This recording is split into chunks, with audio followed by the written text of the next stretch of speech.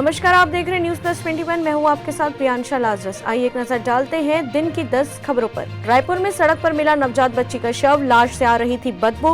विधायक बोले कैसे निर्दयी होंगे इसके अपने। मिथुन चक्रवर्ती का बर्थडे नहीं भूलता।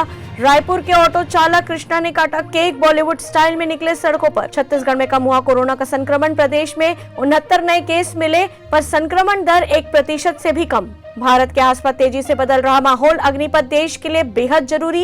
एनएसए डोभाल ने समझाई क्रोनोलॉजी। पूछताछ के लिए 5वीं बार ईडी के दफ्तर पहुंचे राहुल गांधी। चौथे दिन 12 घंटे तक पूछे गए थे सवाल। राष्ट्रपति चुनाव को लेकर विपक्ष की बैठक में एआईएमआईएम चीफ ओवैसी को भी न्योता, उम्मीदवार पर होनी है चर्चा। महाराष्ट्र हलचल के बीच बीजेपी विधायक बोले देवेंद्र फडणवीस बनाएंगे सरकार। शेयर बाजार में तेजी, सेंसेक्स 438 अंक चढ़ा, निफ्टी 149 पॉइंट ऊपर। कन्नड़ अभिनेता सतीश वज्र का निधन, पुलिस का शक किसी करीबी ने की है हत्या।